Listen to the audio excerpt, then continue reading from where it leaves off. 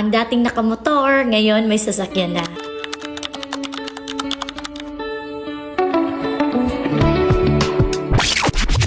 Hi everyone, this is Teacher Julie, isang public school teacher at content creator. Ngayong araw gustong ibahagi sa inyo ang isang milestone sa aming buhay. Nakabili na po kami ng sarili naming sasakyan. Dati kahit anong ulan o init, motor lang ang aming kasama sa biyahe. Pero ngayon, hindi na kami mababasa. Hindi na kami mahihirapan sa biyahe dahil may sarili na kaming sasakyan. Sobrang saya ko dahil finally natupad na rin ang isa sa aming pangarap. Hindi lang para sa akin, kundi para sa buong pamilya.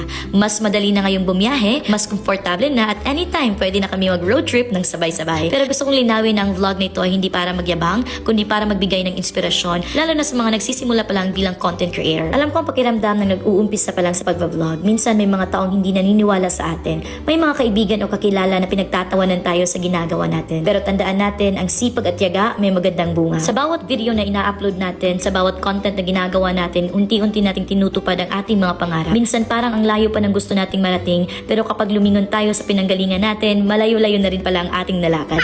Kaya kung ikaw ay baguhan pa lang sa paggawa ng content, huwag mawalan ng pag-asa. Hindi madali, pero hindi rin imposible. Patuloy lang sa pag-vlog, patuloy lang sa paggawa ng content, darating ang araw, magbubunga rin ang lahat ng pinaghirapan. Alam nyo ba, nung nagsimula ako sa pag-vlog, konti lang talagang nanunood sa akin. Halos walang views, walang masyadong followers. Dumating pa nga ako sa point na sobrang hirap na mag-isip ng content, parang paulit-ulit na lang, parang wala nang bago. Tapos may mga pagkakataon na nakakabasa ako ng negative comments at hindi ko ikakaila. Minsan nakakawalang gana talaga. Umabot ako sa point na gusto ko nang tumigil. Sabi ko sa sarili ko, worth it pa ba to? Ginagawa ko ba to para sa sarili ko o para lang sa validation ng ibang tao? Pero habang iniisip ko yon, naaalala ko kung bakit ko nga ba ito sinimulan. Hindi para sumikat, hindi para magpasikat, kundi dahil gusto kong ibahagi ang kwento ko at magbigay ng inspirasyon sa iba. Ngayon, almost 2 years na akong nagva-vlog at napakarami kong natutunan. Isa na doon ang simpleng kasabihan na enjoy mo lang. Huwag i-pressure ang sarili, huwag ikumpara ang sarili sa iba. May kanya-kanya tayong timeline. Kung hindi mo pa nakikita ang resulta ngayon, hindi ibig sabihin na hindi ka na magtatagumpay. Minsan, ang susi lang ay ang pagiging consistent, ang pagiging totoo sa sarili at ang patuloy na paggawa ng content na nagpapasaya sa iyo. Maraming salamat nga pala mga palangga sa pagsama sa akin sa journey na ito. Kung may pangarap ka, kapit lang. Huwag kang matakot magsimula, huwag kang matakot sumubo. Malay mo, sa susunod, ikaw naman ang magbabahagi ng kwento ng tagumpay. At bago ko tapusin ang vlog na ito, gusto ko lang ulit sabihin sa inyo, walang imposible sa taong may pangarap at sipag. Kahit gaano kalit ang progress mo ngayon, basta hindi ka titigil, darating ang araw na aani ka rin ng tagumpay. Huwag mong hayaan ang takot o panghuhusga ng iba